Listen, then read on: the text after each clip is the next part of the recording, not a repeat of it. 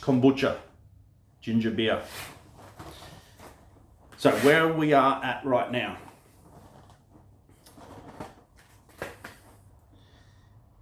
Where we are is a massive learning curve. Had no idea how to go about this, but these are the steps that I've had to find out, and these are the steps that you can all do as well if you find an abandoned house and it's not for sale and you have no idea about making the sale go ahead. Okay, once you've negotiated a price with the owner of the property, the owner of the property needs to see a solicitor to draw up a contract for sale. You or me, being the buyer, has to make contact with a conveyancing lawyer or solicitor. I'm not sure exactly what they are, but if you type in conveyancing, it'll come up. I certainly don't have the most cheapest one around. I just looked before that you can get some for as low as like $399 or $400 odd, and my conveyance is charging we'll just say $1,000. I think one property's a little bit higher, the other property's a little bit lower because of certain things.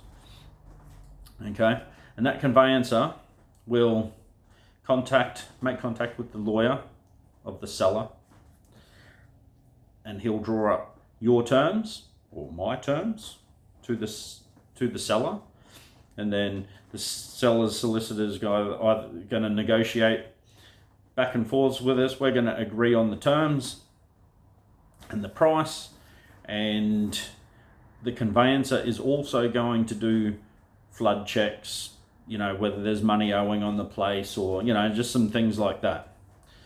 Because both of these houses are termite damaged, both of them are in flood zones, both of them got lots of things wrong with them.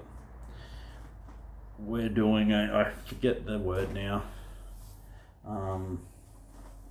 but basically it means we're buying as is, no checks or anything like that. It's just,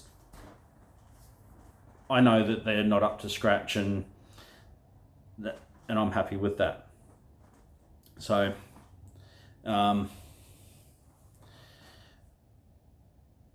that's all I know. Okay, the seller needs to get a solicitor to draw up the contract. The buyer needs to get hold of a conveyancing lawyer, I'll just say, do the buyer's terms, and you agree somewhere along the lines, you exchange the money, you got to put down a deposit, and then I'm putting $1,000 deposit down, and I believe it's going to be a 21-day settlement. So if everything goes to plan.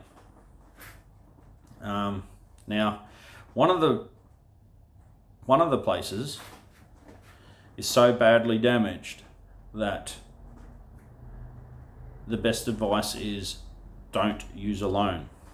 Don't get the bank involved, because if the bank gets involved and they send their assessor out there and he deems it as uninhabitable, or it's condemned, if that gets back to council and you buy that place, it's condemned. You're going to be responsible to remove it. You're going to have to demolish it, remove it. There's going to be, the spotlight is now on you. And there's no going back from there. Council is ruthless. And it seems to me, through my eyes, and I could be totally wrong, but through my eyes, it seems like our governments and our local governments, our councils, all the powers that be, they don't want us working fellas to get ahead. They don't want us to have a cheap house. They want us to, it feels like they're squishing us into the ground. There's no way of lifting poor people out of poverty. All they can do is just squish the working man down to meet up with the poverty line. I don't know, but it just feels like, there's just a ton of weight on us. It feels like we're just getting tax to the shit house, the cost of living, everything's just shit. But in the comments, I'm reading about other people who have done the same thing, bought the cheapest house they could find in town, even way out 6 hours west of Brisbane. One guy was, what did he say, the cheapest house in Roma, and he hasn't looked back, best thing he's ever done. And there was a couple of other people, they've bought the cheapest thing that they could find in other parts, and there's no looking back. So that's what I'm doing. I'm basically buying the cheapest bloody thing that I can find, and I'm jumping into it, and my missus is happy. And like one of the condemned houses, like my missus said, like if an old lady could live in that atrocious conditioned house with no power, she wants to live in there just because some old lady lived in those conditions. And what a champion. So that's the type of woman I've got back of me. So and I'm going to meet her, you know, we're going to be in it together. So we're going to definitely do it tough. We're going to be sleeping in spiders and rats and all sorts of shit. So we've got to build a home, and we're going to put some love back into these once loved, now decrepit places. And it's going to be up to us, you know. So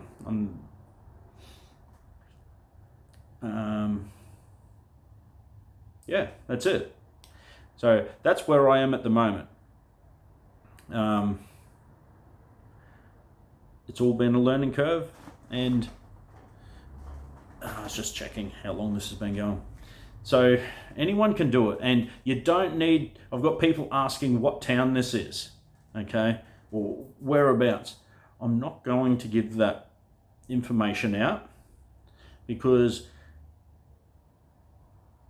if you're into it as deeply as I am, you'd be able to figure out with the really big hints that I've been throwing out there where these towns are.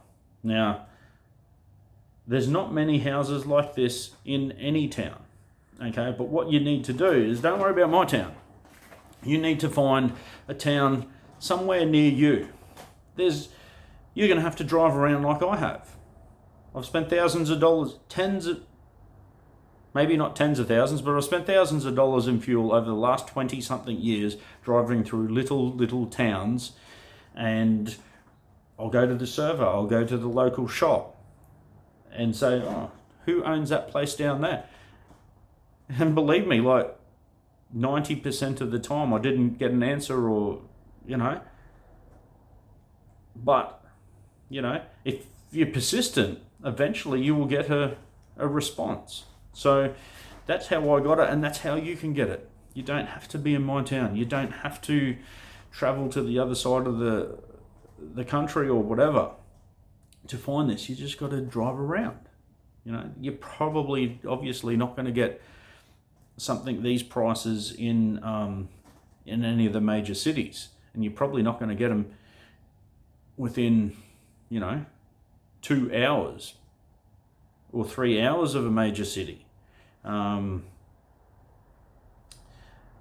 you know, the biggest hint that I'm throwing out there is Rockhampton. Okay, that's not a major regional city, but it's still classed as a city. So, there's still, now these prices that I got, that's not the average price in town. That's a fair bit under what the average price in town is, because the average house in town isn't an abandoned shithole like what I've got. I can just see the diamond in the rough, and I'm prepared to do the work. And I knocked on the door and asked the questions, and I got the answer that I wanted to hear.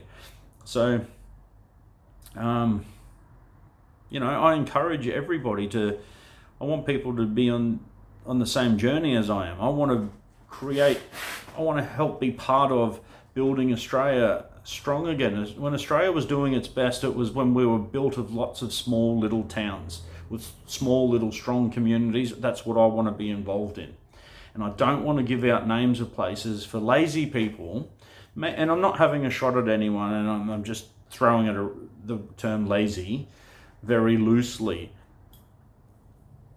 because it's easy for me to do a lot of the groundwork, and then someone go, hey, where was that? And then everyone start bombarding that little town. No, that's not what I want to happen.